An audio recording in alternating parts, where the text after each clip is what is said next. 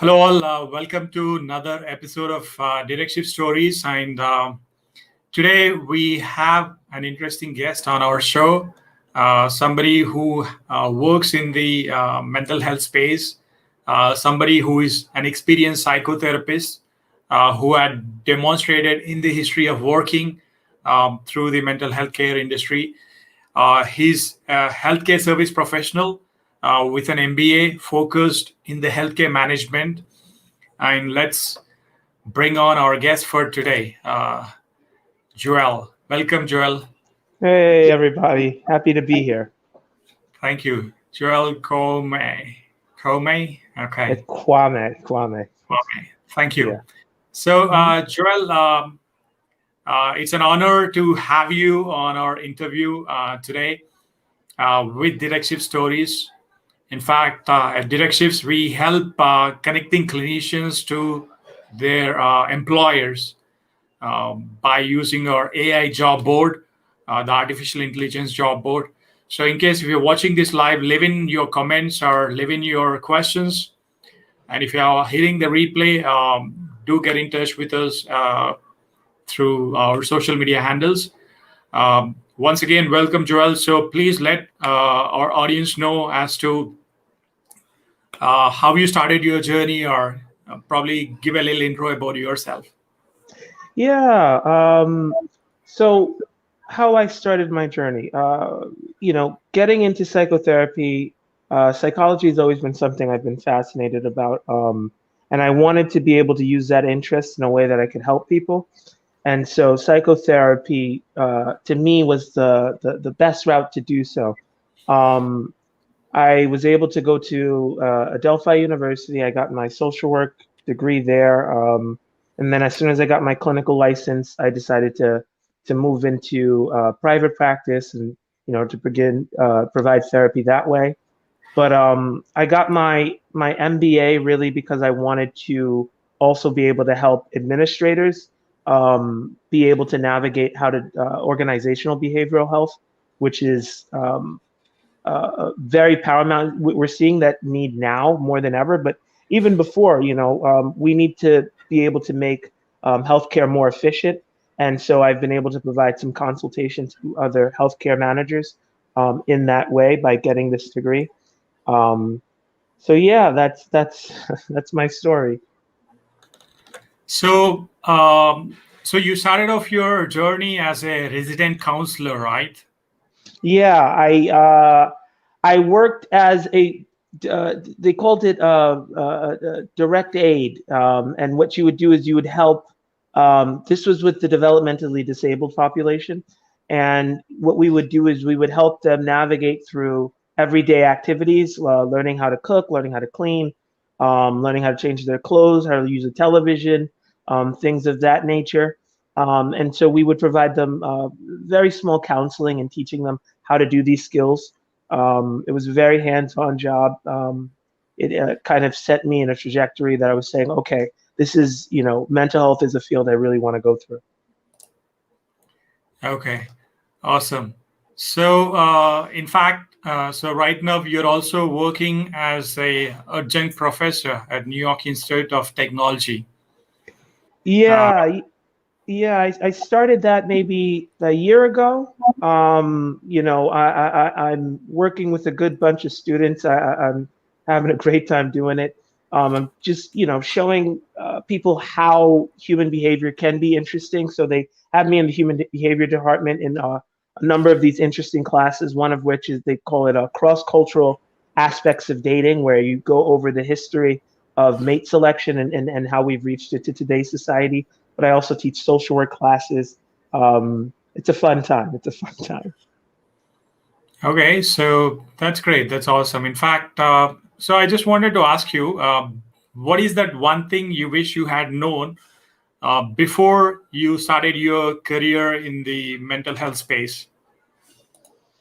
What's the one thing that I had known? One of the best things about mental health is, one of the things we teach our patients is that experience creates perspective. And so, you know, if I was to teach myself anything, it would just be to be very open to different experiences, because that is going to inform your care and ultimately the empathy you're going to need to be able to work with the patients that you work with. So, if I was to go back in time and tell myself, hey, this is what you need to be open to, it would be open to the idea of being open. You know. Okay. Yeah, that's again probably we can learn a lot when other people share from their experiences and being more open.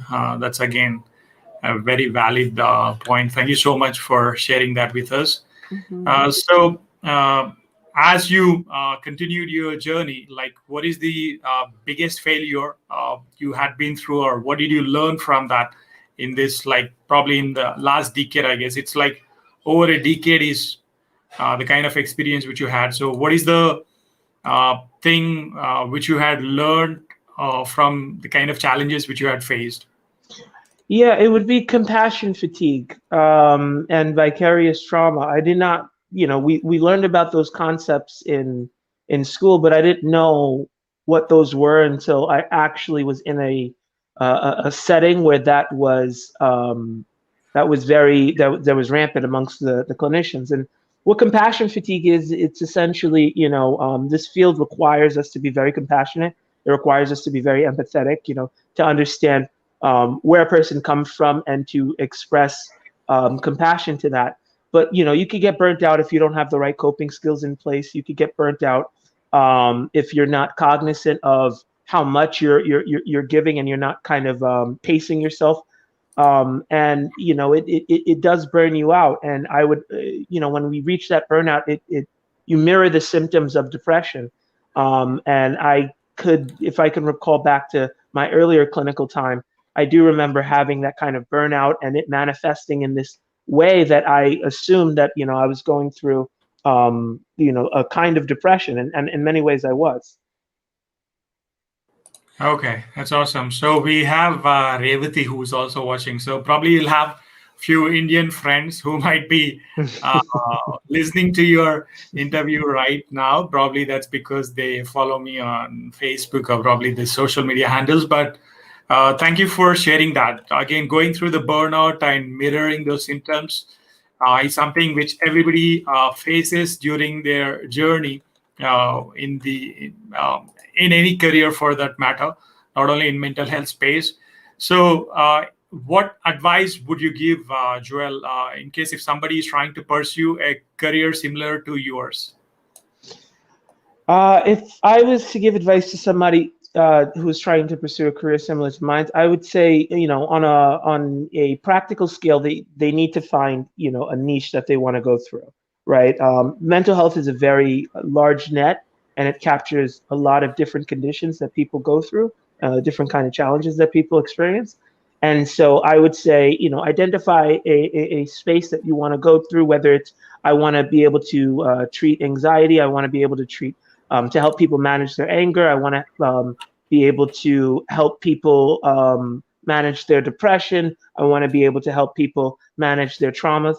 Whatever field that a person wants to go through, to really focus on that, so that way they can gather all the information they need to, so they can be the most effective they possibly can be, and then just get as much training as you possibly can.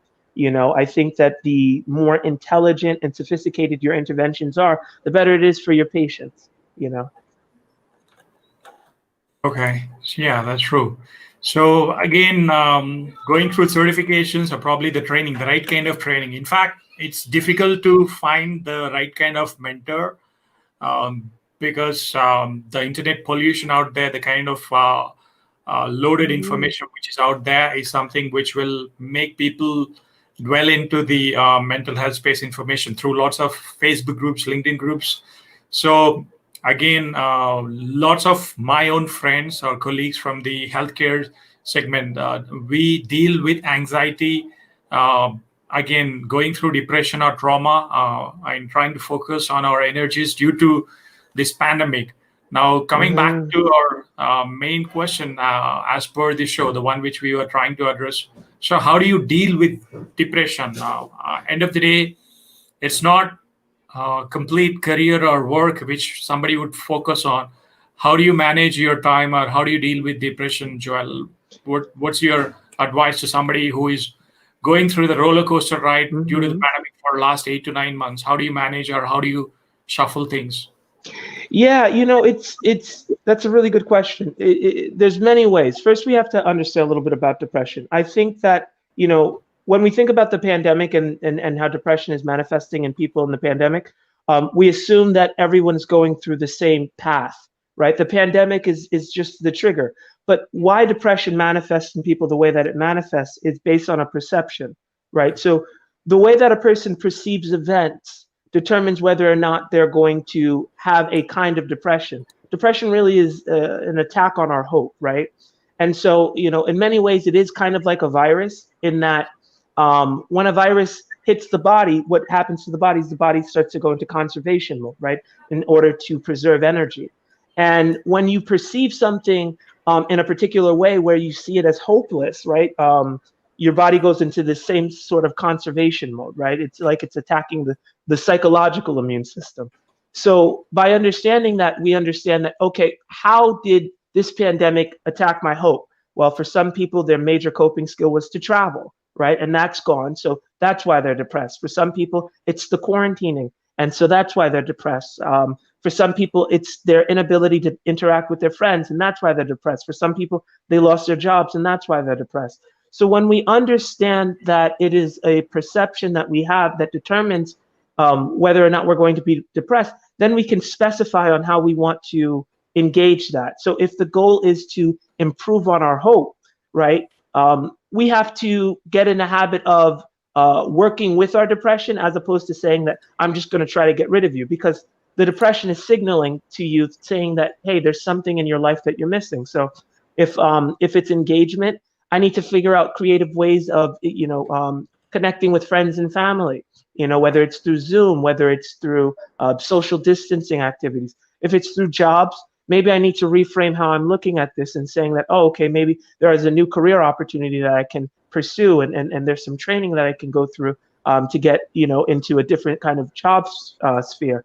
You know, if it's the quarantining, perhaps I need to start doing some activities that can mitigate risk, but still allow me the opportunity to explore outside and be able to get some fresh air. So I think that is, for me, whenever I think about depression, I tell people that it is about creating goals, manageable goals, goals, not grand goals, because grand goals can overwhelm you, but manageable goals where you can move in short strides. Maybe hang out with one friend for 1 week, maybe two friends the next week, and then an event. But things like that, you know. Yeah, that's very interesting way of putting it across. I guess that comes from your experience being a professor or teaching lots of other children. Thank you so much, Hmm. Joel, for sharing that. In fact, Yeah. the Zoom fatigue is real. The Hmm. webinar fatigue is so real. Even I read an interesting article from the American Psychology Association, which talks about people being on multiple webinars, multiple meetings virtually, people getting glued to their screens, and again, the burnout circle. It's a vicious circle, which is out there. Hmm. Again, one reason why many people don't hire mental health professional is because of the cost.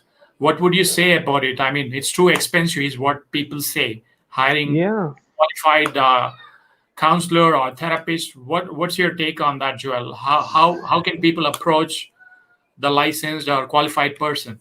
Right, right.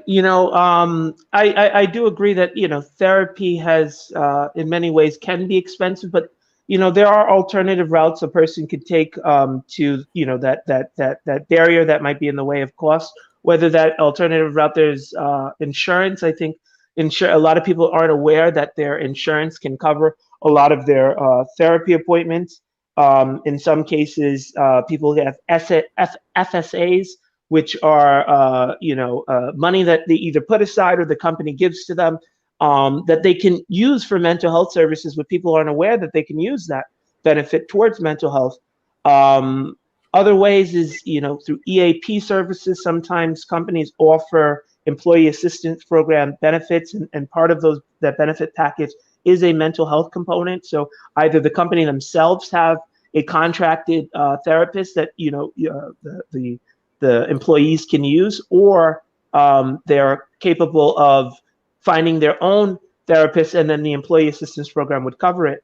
And then, of course, when you're talking to a therapist, asking about a sliding scale. Many of the therapists will accommodate, patients if they were to request this sliding scale.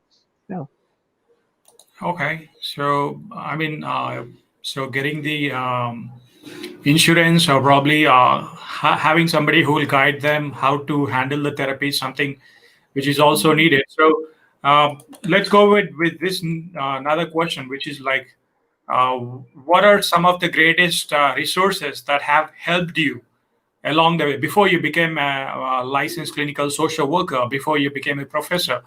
As a student, how did what kind of resources would you would like to share with our audience or with the people who would watch this? Right. You could. The internet's one of the probably the best assisters for Yeah, that what sounds that to go through. But I always encourage people to find a mentor. It is it's so important to find a mentor who you can just share your concerns, your worries, share your dreams with, and they can help you avoid some of the pitfalls. And at the same time, if you fall into a pitfall, they can encourage you to stand back up. In my personal journey, I have had the blessing of having several different kinds of mentors who, if I were to go to them and I said, hey, this is what I want to do, they said, okay, this is the route that you need to take. You need to do this class, you don't need to do this class, or you need to get this license, you don't need this license so much. You know what I mean? Um, and even now, as I'm in private practice, just understanding how to manage a business. You know what I mean? They don't really teach you that in social work school. So having mentors, even to this day, and contacting them, and venting to them and saying, hey, these are my issues. I don't know how to market so well. I don't know how to send in claims so well. And they're saying, don't worry, I got you. And then they'll explain it to me. So it's good to have mentors. Yeah, And Google. it's good to have mentors, and it's tough to find the right mentor. And Hmm. that's why the coaching business is thriving. In fact, in our past directive stories, we had interesting speakers who shared that the only reason why the coaching business is a billion-dollar business out there, people who are health coaches, who are fitness coaches, people who are in the mental health space, people who market themselves as coaches, they are minting money in private therapy and practices, even though they are not qualified. Again, in US, it's pretty strict out there, as in Yeah. uh, you can't be guiding or providing solutions to somebody if you're not licensed.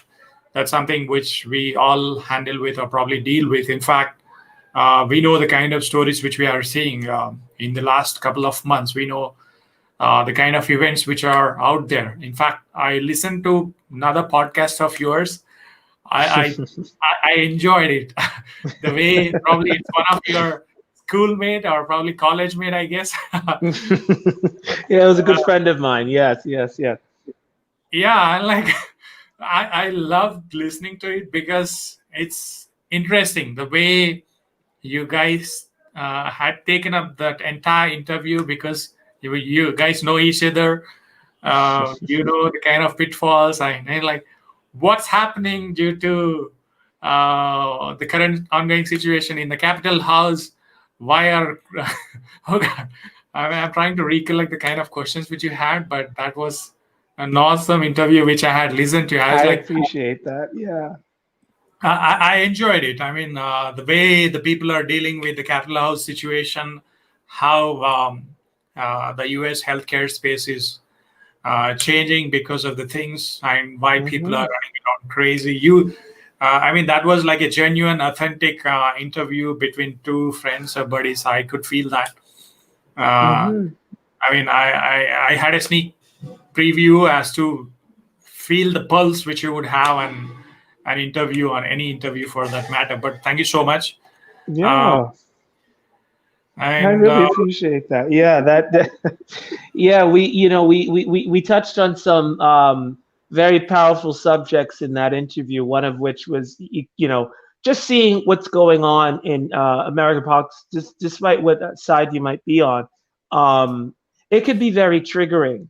You know what I mean? I think that what people don't understand a lot of the times is that there is this kind of emotional connection that people have to these political figures, because these political figures are supposed to be, quote unquote, defending their understanding of, what America is supposed to be.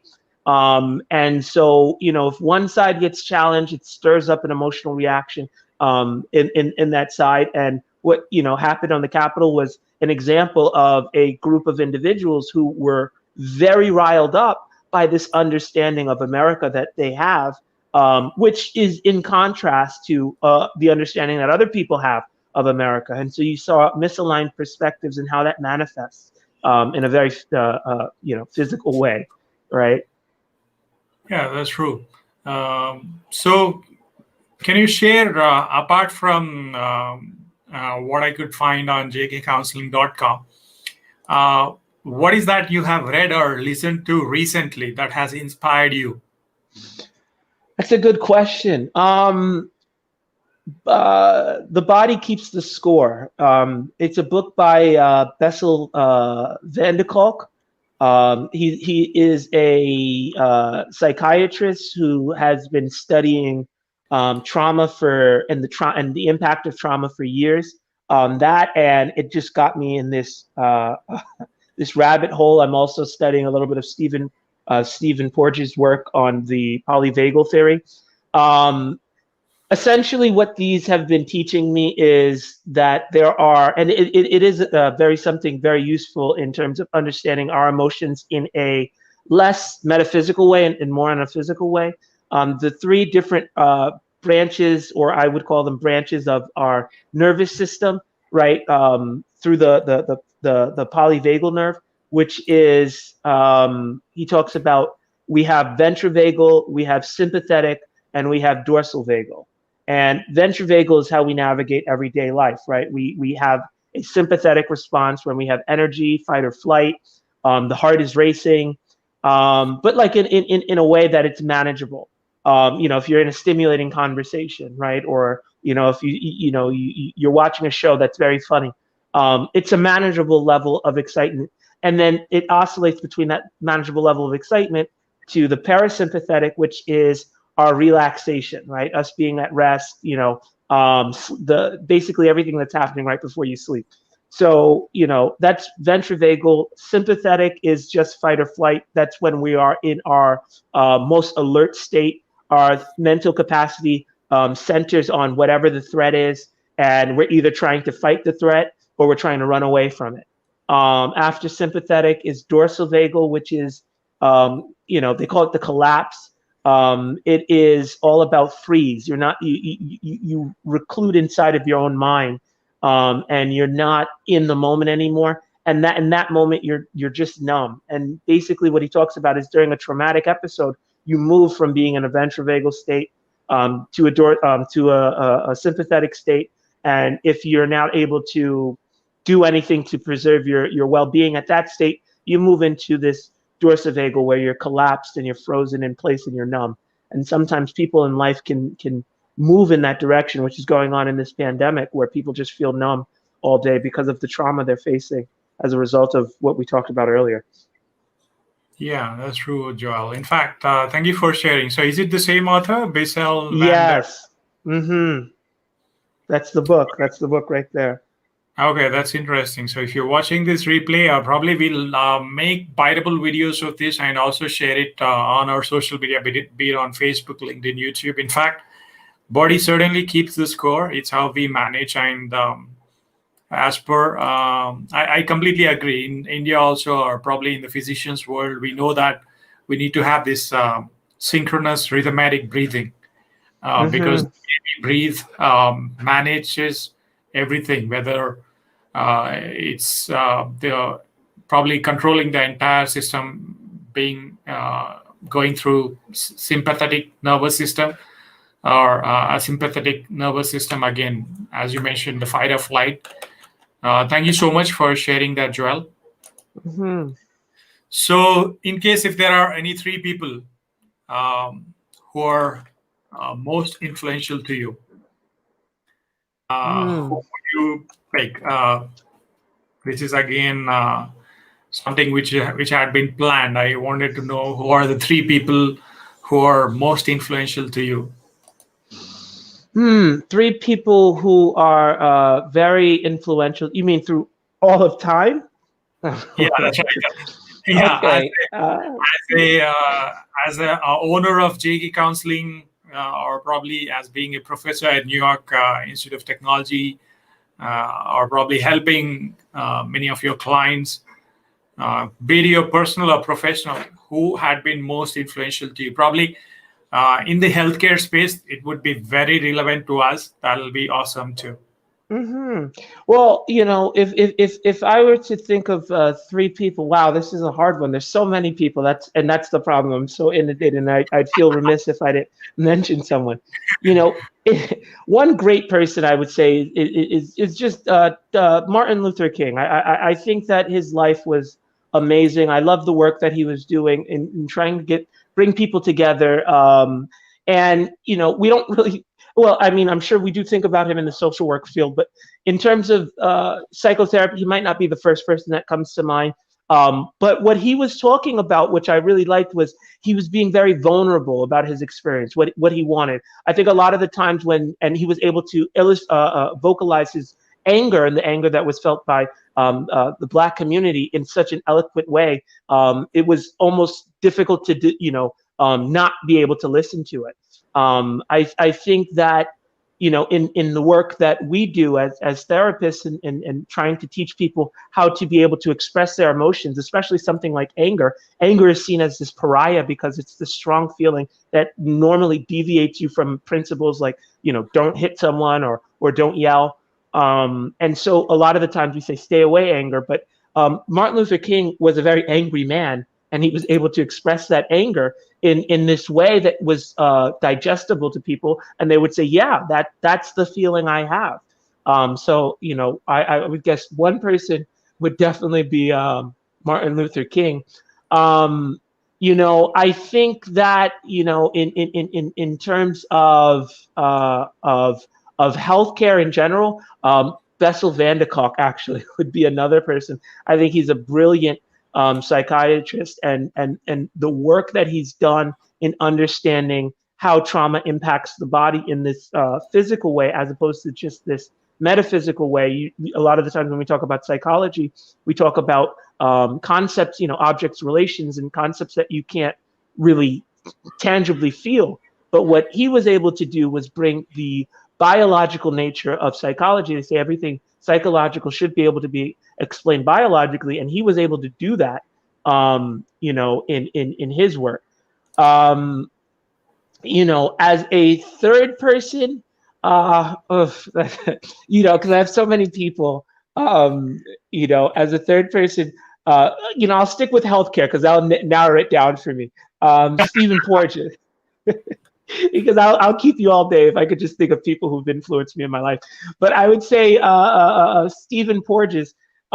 He was the one who discovered the polyvagal theory, which has greatly impacted a lot of the work that I do. So yeah, I would say those three individuals have, at least when I think about mental health, and any person that I forgot, I do apologize. Uh, yeah. That's absolutely fine. So Stephen Porges is he the person like who is into hmm physiological state, muscle medicine? Yes. That's the guy. Oh, okay. Again, he speaks about sympathetic and parasympathetic nervous system, which is like hmm again most of this is also in Indian literature. I mean, in Vedic scripts, which were written like 5,000 years ago. Oh This wow. is something which I would love to explore more. I'll see if I can get in touch with this. At least if Stephen Porges, if he's out there. He has got a Wikipedia page, which is like good. Uh, so we have few connections. It'll be an awesome thing to have somebody from the mental health space, somebody who you look up to always. Definitely, I'll wait to hear from you another 20 years, 30 years down the line. I'm waiting to see you also in the list, being an influential person to somebody out there, probably to another youngster, and Mm, that would certainly happen. So, I I mean, appreciate that. The vote of confidence. Yeah, that's wonderful. I like that. the kind of people whom we interview, they are on the journey of being an influencer. We know that they have given time to the community or to the people around them, and it's an honor. In fact, during our journey, probably for another 5 years or 10 years down the line, we will certainly circle back and look it up again. Probably we'll catch up with you in 2022 or 2023, 2025, waiting to see your journey, because we certainly believe that if we can do it also with 480,000 clinicians on our job board at direct shifts, again, where we are connecting clinicians directly to the employers. If you log on to directshifts.com, with the help of technology, the technology is evolving. The healthcare space is also evolving. The 2021, again, we see lots of things, keeping aside the political aspects. Normally, we do not speak anything with respect to politics, but again, with respect to the new policies which are coming in. So, why don't you share what's new in terms of mental health space, or as a licensed clinical social worker, as a professor, or somebody who's part of educational industry in healthcare space? What's new? What's going to happen in 2021 or 2022 as per your learnings? What's new? One of the biggest things I think, and we're already just seeing that in just how businesses are operating is remote work, right? And so telehealth, I think, is going to continue to see a bloom. If you're a therapist who's not or if you're or a healthcare professional who's not in the telehealth field, you know what I mean? I don't know how you're operating, right? Because telehealth is going to continue to see this great increase. It's getting normalized. It's not going anywhere. I think in 2022, 2023, all that's going to happen is, if anything, if a healthcare organization or practice wants to move back into seeing people in person, or has to see people in person, they're also going to have this attachment to telehealth in some capacity. So you're going to see a huge a continued movement in that direction of remote. Um, in terms of education, there's going to be a lot of trainings that are just available online. You already see it in businesses like Udemy and Teachable. Having these online courses that people can go and purchase and be able to learn about whatever subject they want to learn. So people's emotional intelligence is going to increase, right? Because I feel the society we kind of lived in before, we didn't really have to do a lot of inward searching work. And so now people are more curious than ever about, well, how does the mind work, and how am I being, triggered by the events that are going on? If you're not being triggered, right, you're asking somebody, is there something wrong with me for not being triggered? So I think that a lot of different online courses are going to center around teaching people how to look inwards. What are some signs for possible pathology or just possible trauma, and teach people how to navigate past that. So I think that's the route that we're going to be seeing going forward. Yeah, thank you. So, as you mentioned about telehealth and teletherapy and teleeducation, which is like through online courses, Udemy, which is also evolving. Most of them are self-paced courses. In fact, yesterday in one of the interviews where we had Dr. Karen Bullock, who is the Dean of Social Work from North Carolina University. I mean, your statements made me remember her speaking about this current problem. Most of them who are also postgraduates, like Master of Social Work, who had spent 5 to 7 years in learning every aspect of social work, being in the mental health space, but they are not able to clear their online exams as a certified clinician. How Mm-hmm. what would you advise to people out there who is preparing for their clinical exams? Mm. Preparing for the clinical exams is it's a difficult examination. I think that the best way that a person can prepare is just through trial and error. And what I mean by that is getting practice exams and just to keep trying them. It's very difficult to learn what all the information that's being asked on these exams. And, you know, by the time you go so I'm going to speak just for social work for a second. For social work, you take one license, and for the masters, and then you take another license for your clinical. When you take the information you have to learn when you get your masters, that happens usually during school, so you're kind of fresh and out of school, and you remember theories and you remember different concepts behind practice. But by the time you take your clinical exam, which usually happens 2, 3, 4, 5, 6 years later, you're in your field, and while you're in your field, you're already specifying in a market, and the clinical exam is asking you about all the fields. So the challenge there becomes, I understand clinical social work, but I only understand clinical social work in psychosis, or I understand clinical social work in anger. And so I tell people that to take practice exams so they get to see, one, all the other different fields, to humble themselves a little bit, because when you become an expert in a field, you have a bit of ego. I'm not saying like this grand level of ego, but you have a bit of ego when you're confident in your field, but now you're hearing about some other issue that you're not confident in. So take some exams, get humbled a little bit, and start seeing the areas that you're having difficulties in, and then focus more of your attention to studying those things. And plus, the other thing with taking practice exams is it lets you become more relaxed as you take exams. So when you take the main exam, you'll be a little bit more comfortable. Wow, that's awesome. So I was also wondering, just like the Toastmasters Club, which is out there for people to become better speakers, for anybody out there who wants to be better leaders in the general industry out there. You know about Toastmasters Club, right, Joel? Mm-hmm. Yeah, just like that in the clinical space, or for anybody who is also preparing for their exams, why don't we come up with like Kouame method or Joel Kouame's methodology, where we help people practice their exams? I know it would be tough to manage because we need resources, we need people who would manage everything, but we can give it a shot, we can give it a try, we can pull in lots of people. Again, definitely, it's all about the practice. Yeah. And as you mentioned, it could be trial and error.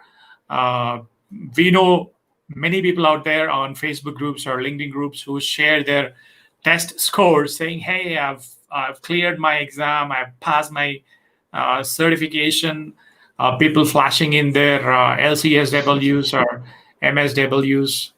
We feel very honored as well. We feel joy, but at the same time, people who had cleared their exams, who had been through that path, can certainly share the journey with somebody who's going through that particular practice or the exam. That would definitely help. Yeah, So I agree with you.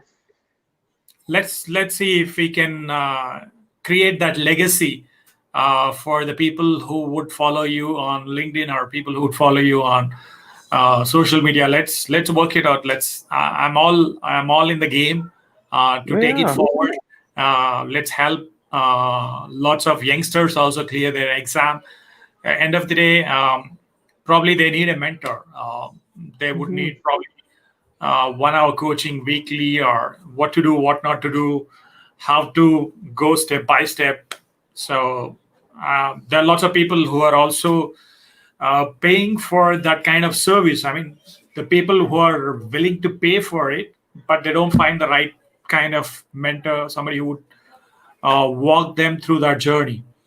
So let's think about it. That's something which is interesting. So the next question, which we have on the screen for you: what is one myth about mental health space, or Hmm. probably your profession as an adjunct professor at New York Institute of Technology, that you want to debunk? What is one? There, oh man, there's so many. One big one I would there's this stigma around therapy that is, you use therapy when there's something wrong with you. You know what I mean? You must have this kind of pathology, and seeing a therapist means that you're treating a pathology. Um, it's a myth, that to me it really irks me. When you think of anxiety, even when someone talks about anxiety, generally a person speaks of anxiety as if they have some sort of sickness, right? Like the flu. They're saying, oh no, I have the anxiety, right? Really, anxiety is just, it's data. And what we need to understand about emotions is all emotions are just information letting us know how we're perceiving the world around us or the relationships around us. And the work should be to figure out, why is that feeling presenting itself. When we're talking about anxiety, maybe in the workplace, what is it about the workspace that's giving me problems, because that's why I have my anxiety. Public speaking, I have my anxiety, or test taking, I have my anxiety. Well, there's a threat to your hope. You know what I mean? I want to do well in this public speaking event, or I want to do well in my job, or I want to do well on this exam. And there's a threat to that, which is this exam, or me having to speak. And that anxiety manifesting is not a pathology; it's information. You know, and I gave those really basic examples, but it can be in more difficult ones, like in relationships with family and relationship with friends, where you don't understand why you have the feeling, but in reality, it could be connected to something that you experienced when you were younger. Um, and so therapy really should be exploring that, and it should not be seen as this stigma that you have a pathology, because everyone has these emotions that are triggered by something, you know? That's true. I mean, even the American Mental Health Association, there are a few groups which I follow on LinkedIn.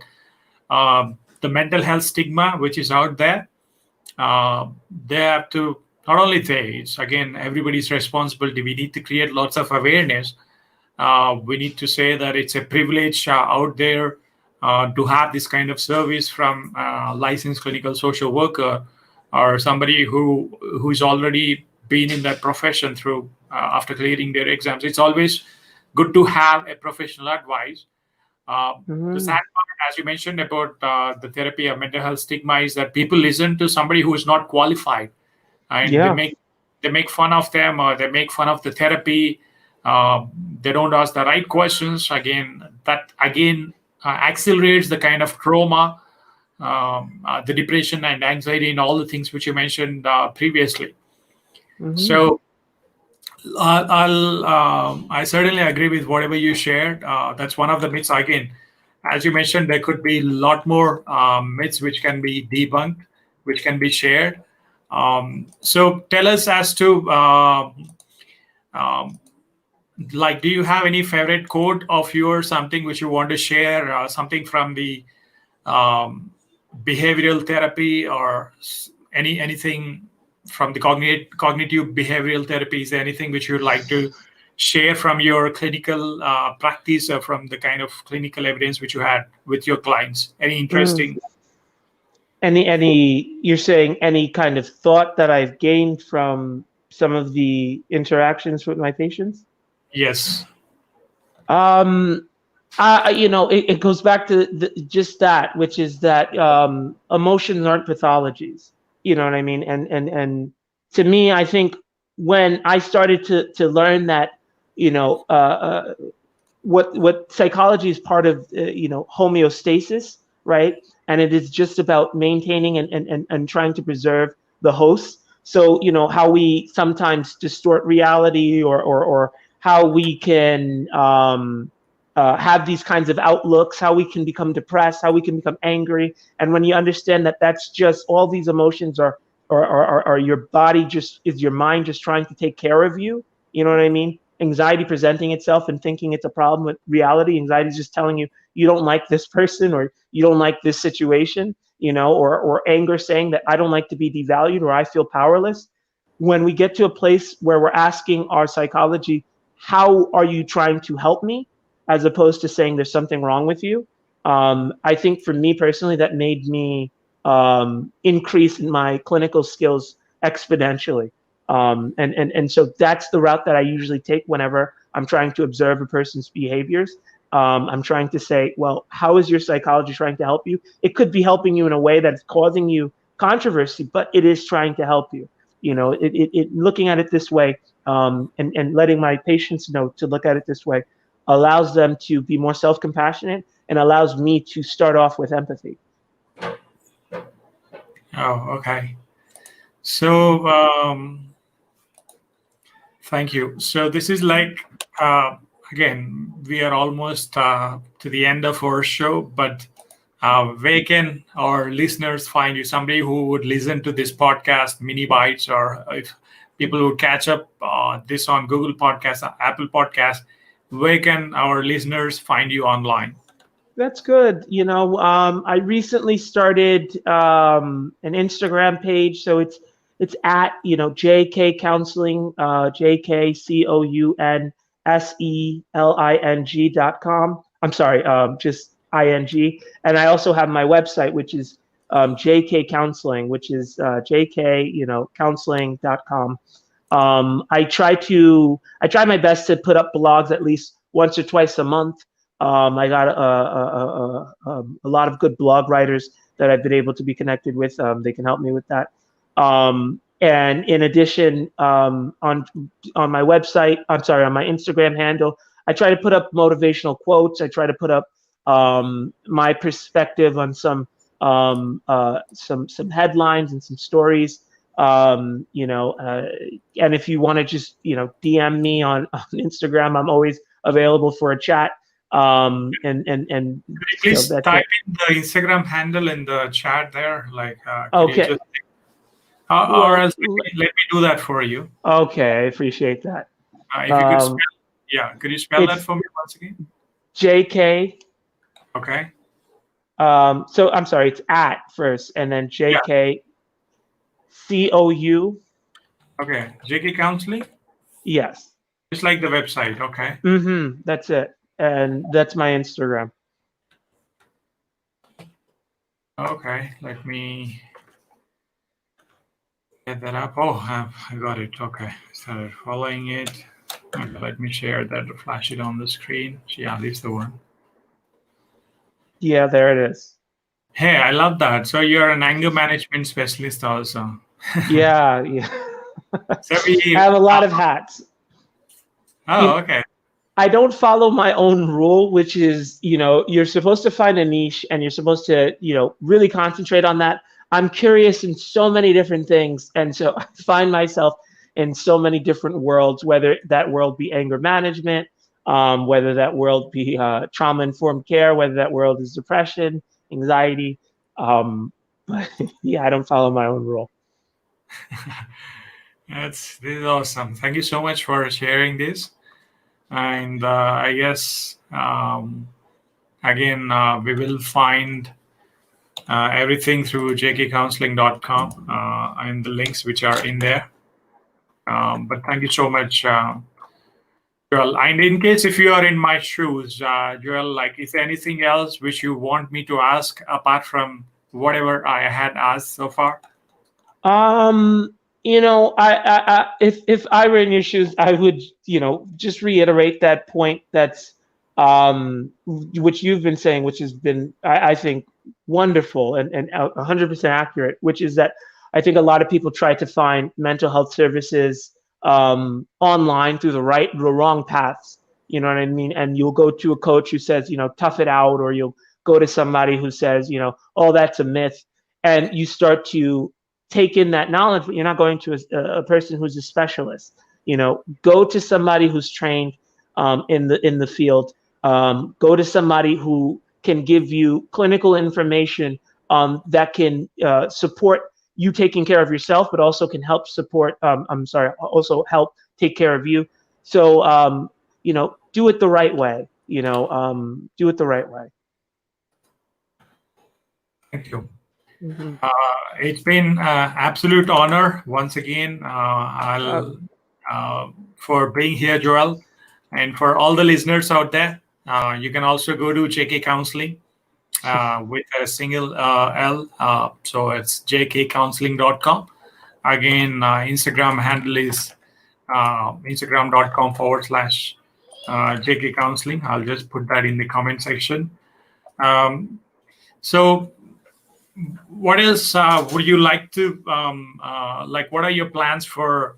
I mean, for another 11 months of 2021, Joel. I mean, this would be the last question with the Hmm. kind of time which you have already proven us. In fact, the time just flew.